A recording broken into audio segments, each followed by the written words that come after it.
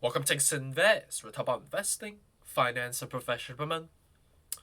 As the current time of 8:51 a.m. on Eastern Time, Ethereum contract $2,001, down about 4.12% so far. With respect to over crypto market on both the equity and the with respect to the crypto market, we are relatively red across the board on this Wednesday morning so far. Some of the catalysts that we need to catch up on is with respect to number one, the Jerome Powell, interview between Wall Street Journals and Mr. Jerome Powell himself that debuted yesterday at 2 p.m. on the Eastern Time. And on a high level synopsis, it was a relatively short interview for like about 25-30 minutes. And a high level synopsis is really nothing really new per se. It was no surprise element. Um, and with respect to the interviewer, try to get some more intel and insights with respect to how Jerome Powell is thinking about are we going to be raising interest rates right to 75 basis point going forward? Are we going to be more aggressive going forward? And to our expectations, right?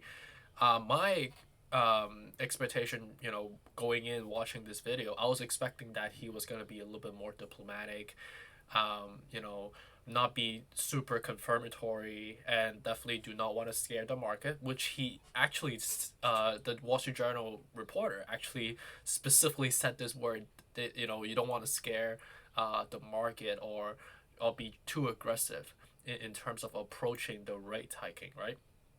So ultimately, with respect to the tactical verbiage, it seems like we're still going to be taking a more of a reactionary approach going forward. We have to watch how the job numbers will go. We'll have to see how the inflationary pressure will go.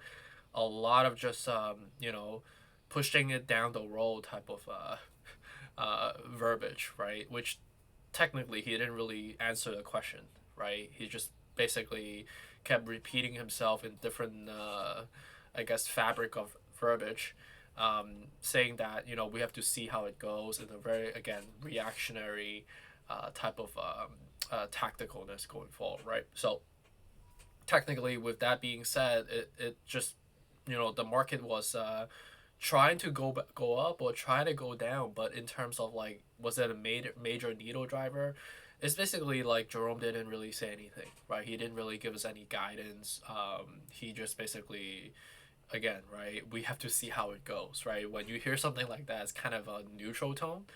Um, so I guess the next main event is really going to be coming down to the next FOMC meeting. That's going to be laying in June and also in July. So we'll see how that goes. And with respect to this morning, right, I've been looking into the market. And apologies for being delayed yesterday. I should have posted a synopsis on the speech yesterday, but I had just meetings, and then my schedule just got jam packed, and I was quite exhausted, so I couldn't kind of catch up with you guys. But yeah, that's the synopsis. And with respect to this morning across the market, seems like there are a couple of different drivers. So once with respect to Target, their earnings came out, and it seems like their shares have basically sunk more than 20% after saying that the company is experiencing high cost, and also with respect to the inventory supply chain issues that's also cultivating, it's hitting their profits, which technically makes a lot of sense, right? So it seems like so far, with respect to Walmart, Home Depot, and Target, one out of three was positive, but two are negative, right? Foreshadowing the same macro factors with respect to inflationary pressure, supply chain issues, and higher, due to the rates hiking, right? And as of this morning, with respect to the 10-year yields, is rising again at 3%, at 2.99% at the moment. And with respect to oil, which is bananas at the moment, in New York, it's like $6 to $7 per gallon. And obviously, as I'm looking at this morning, the one oil barrel costs about $114.50. And it seems like it's levitating above $110 for quite some time now. So, with all of these negative catalysts being supported by the negative corporate earnings and outlook from the management team from these sizable consumer based companies, which also supports the negative CPI report and the PPI report that we got a couple weeks ago. Doesn't drive a lot of positivity or optimism in terms of the market, right? So let's just dive into the technical to see what's going on now with respect to recording time of approximately 9 a.m. on the Eastern time. We are at $2,000 right now. So technically 2,000 is a flat number and is a substantive level for Ethereum. And right now, if we get more negativity, which I don't foresee a major one, we will ideally, naturally stay around the current level.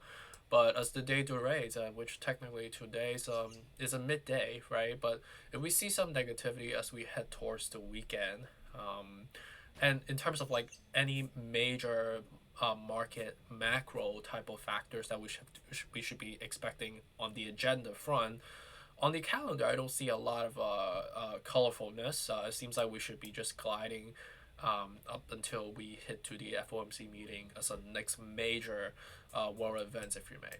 So right now you can see that clearly we broke below 2,000 at the real level, 1,995, right? So if we crack down further below, we will ideally glide back down to the 1860 and naturally cool down the RSI even further to 1700. So it's high possibility.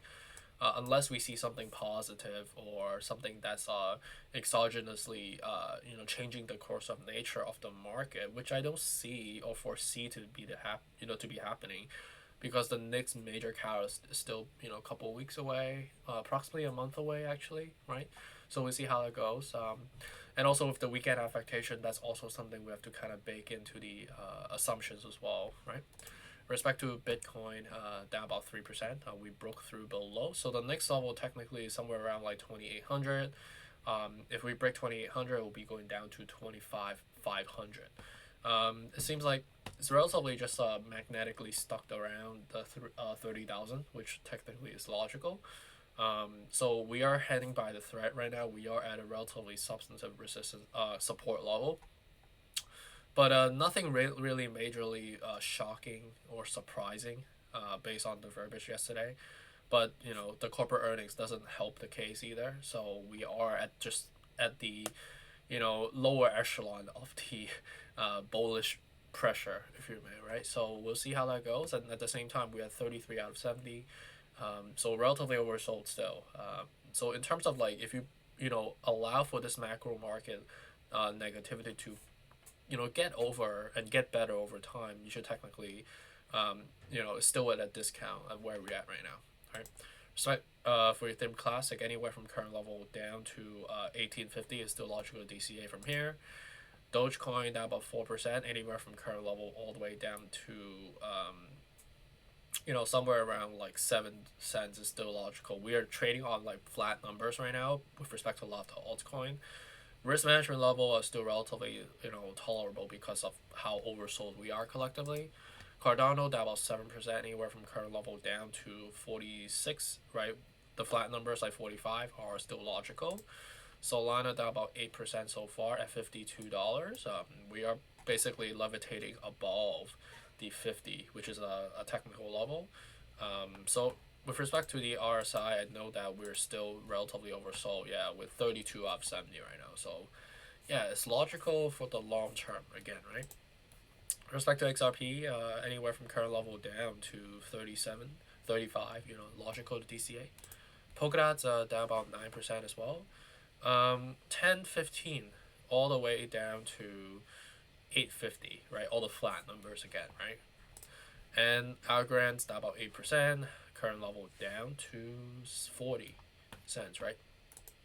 Shiba Inu is in between levels 2100, 1400, 900. So we are between 1400 and 900. So anywhere in between levels are still logical. We're still relatively oversold. And then MATIC down about 6%, 68 current level all the way down to 60. Basically all the flat numbers like 65, 60, 55, 50 respectively. And then with respect to AVAX, down about 6% as well. Current level down to, somewhere around like 25. So all the flat numbers again, 30, 25, 20. Seems like Luna is dead completely. 0%.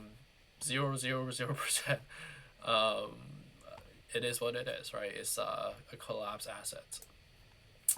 So hopefully this is helpful. Really appreciate you for joining me again, and apologies again for the delay. I do have a conference I have to head to later today, so I'll be one of the key speaker of it. So I have to kind of prep my speech and also compose myself a little bit. It's been a while since I, um, I guess gave a public speech in a way. So I'll keep you guys updated on what's going to happen. But in terms of the macro market, it is what it is. We have to wait until the next macro events with respect to the FOMC meeting, which will be a seismic driver. But in the meantime, we should be technically just consolidated, cool down, as we digesting all of these earnings and Jerome verbiage that we have had like the last 24 hours so far. So appreciate you. Have a good rest of the Wednesday, and I'll catch you on the next one. Take care. Bye.